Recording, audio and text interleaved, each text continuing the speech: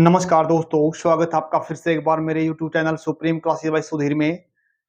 आज की हमारी जो नेक्स्ट क्लास है काफी इंपॉर्टेंट रहेगी। अब हम इसके लिए रेगुलर क्लास डालेंगे, कल हमारी जीके क्लास आएगी। आज की जो हमारी क्लास है काफी इंपॉर्टेंट है। प्रीवियस ईयर के एसएससी के अंदर कोई भी एग्जाम हो जाता है, उसकी क्वेश्चन ले रखे हैं हमने। अब जो 2023 में एसएससी सीजीएल कोई भी एग्जाम लेगी उसके लिए काफी महत्वपूर्ण चीजें होंगी। ये क्वेश्चन काफी इंपॉर्टेंट कंसेप्ट के बेस पे क्वेश्चन होते हैं। पहला क्वेश्चन देखिए हमारा क्या है। You can't get good marks unless you don't work hard. शर्त को दिखाया गया है जब भी हमारे से सेंटेंस के अंदर क्या लिखा है यहाँ पे, if you can't get good marks, आप अच्छे नंबर नहीं ले सकते। कब तक? जब तक यू डोंट वर्क हार्ड, जब तक आप एक अच्छी मेहनत नहीं करते, जब तक आप कठोर परिश्रम नहीं करते, जब तक आप अच्छे नंबर नहीं ले सकते।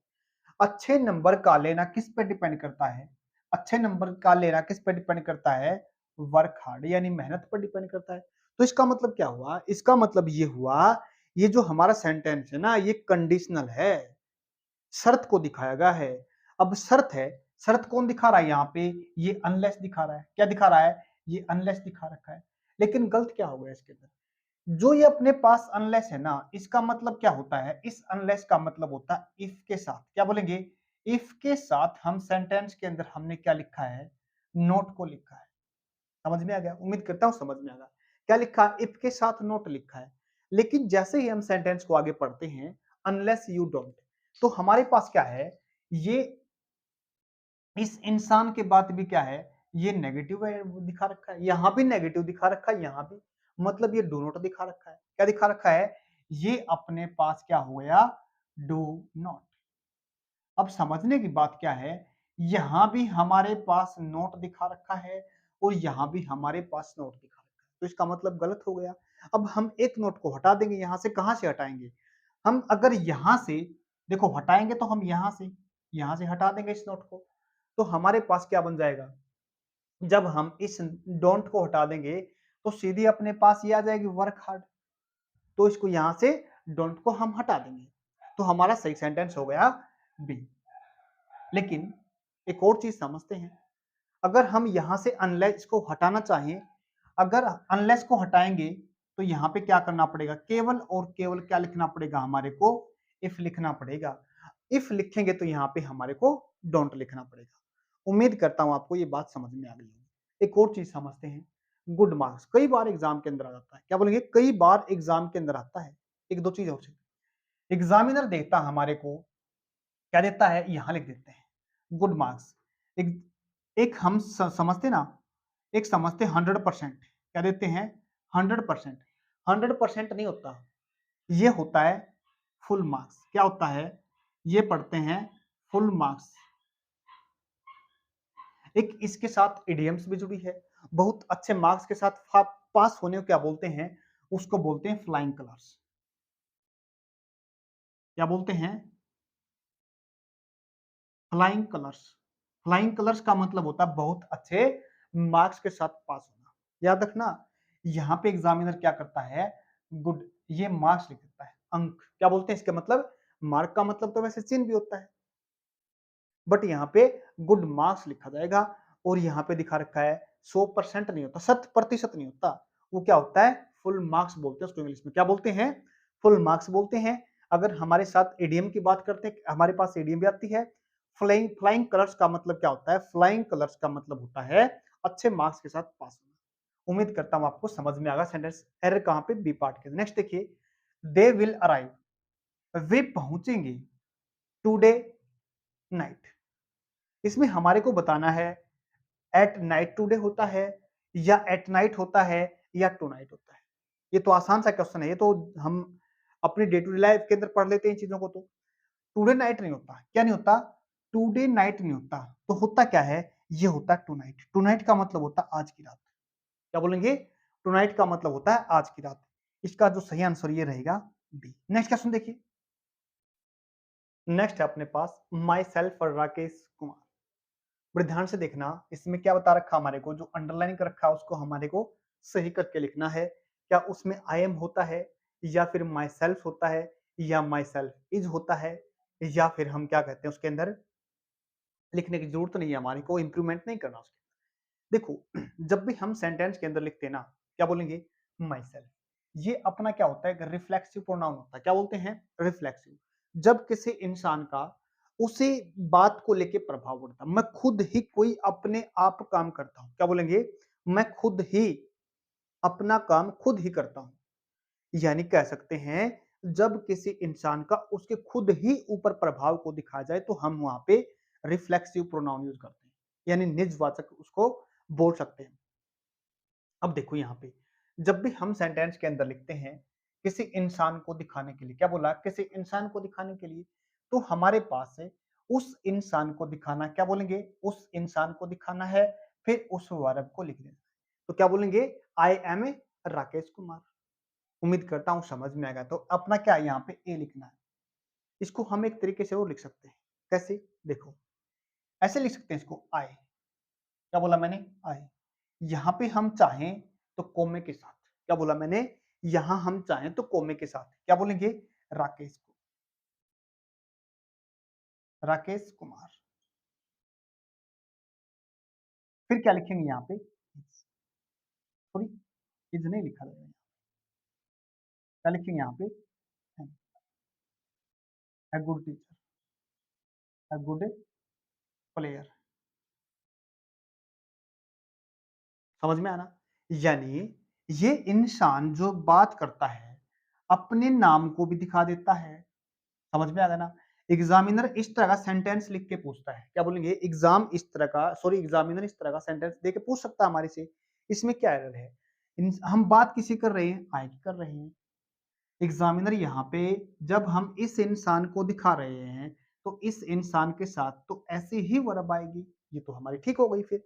लेकिन एग्जामिनर यहाँ पे क्या दे देता है, कभी कभी तो दे देता है इस इंसान के हिसाब से हमारे को प्लूरल वर्ब लिखा देखते बच्चे देखते हैं, दो इंसान हो गए तो इसका मतलब प्लूरल वर्ब हो गई।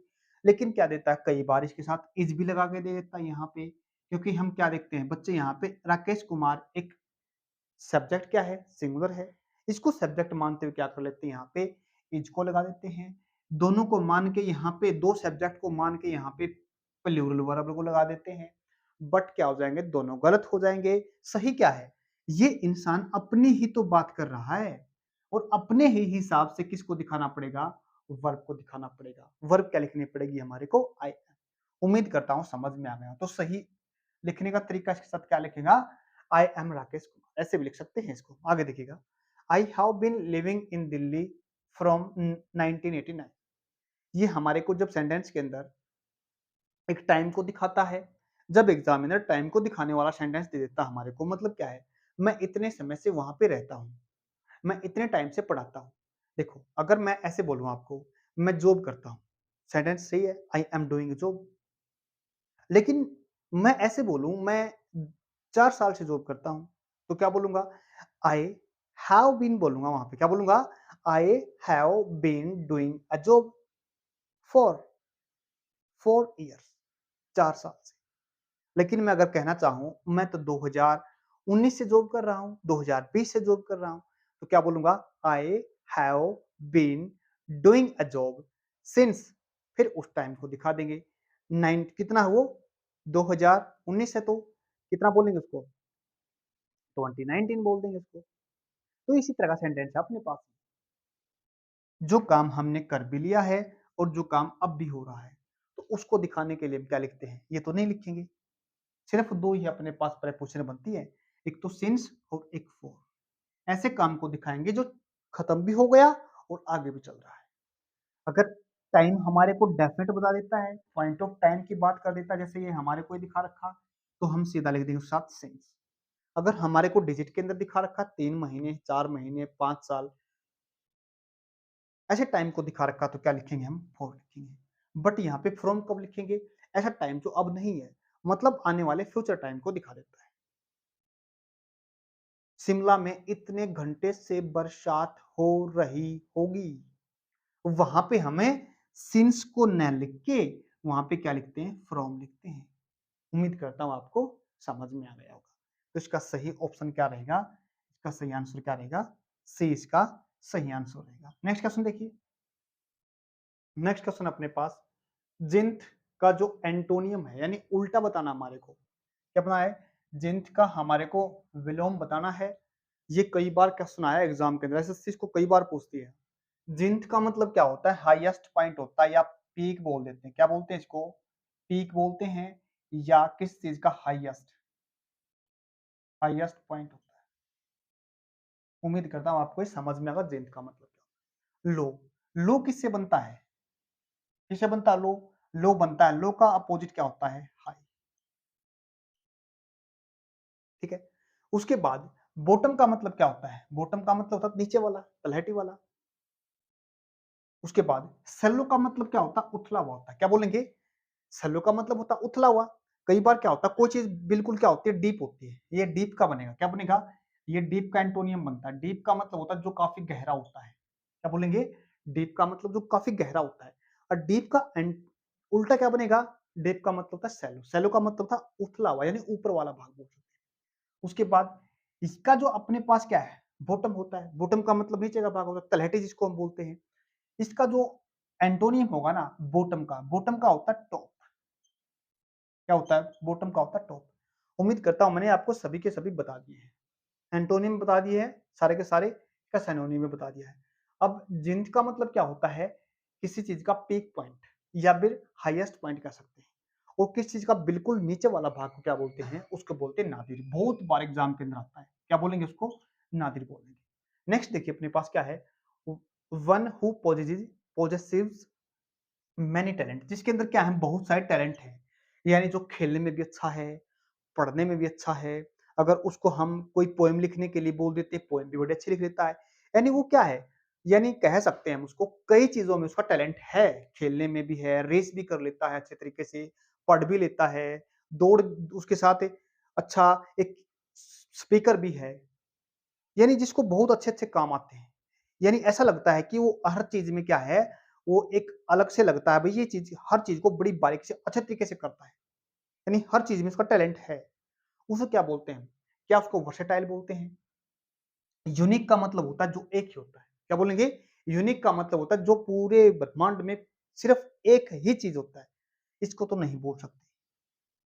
डेक्स्ट्रियस का मतलब होता है एक निपुण आदमी। क्या बोलते हैं? एक निपुण होता है। जो एक्सपर्ट बोलते हैं जिसको, क्या बोलते हैं, एक्सपर्ट बोल सकते हैं इसको। बट ये किसी एक चीज में स्पेसिफाई होता है, किसी एक चीज में एक्सपर्ट होता है, लाइक टीचिंग हो गया, जैसे कोई खेल हो गया, कुकिंग हो गया, किसी एक चीज को दिखाता है डेक्स्ट्रियस। क्या बोलते हैं इसको, डेक्स्ट्रियस बोलते हैं। ये तो नहीं दिखाएगा। उसके बाद अट्रैक्टिव का मतलब क्या होता है, जो चीज क्या बोलते हैं, अट्रैक्ट करती है, जिसकी तरफ क्या करते हैं हम, खिंच जाते हैं, वो क्या होती है, अट्रैक्टिव होती है। अट्रैक्टिव का भी नहीं मतलब बनता, तो इसका जो सही आंसर बनेगा ना, वो बनेगा वर्सेटाइल। बहुत बार एग्जाम के अंदर आता है, क्या बोलेंगे इसको, वर्सेटाइल बोलेंगे। ऐसा पर्सन जिसके अंदर क्या है, बहुत ज्यादा टैलेंट को दिखाया गया है। आज के लिए हम 6 क्वेश्चन रखते हैं। अगर आपको क्लास अच्छी लगी, लाइक शेयर सब्सक्राइब जरूर करना। आज के लिए इतना ही, धन्यवाद।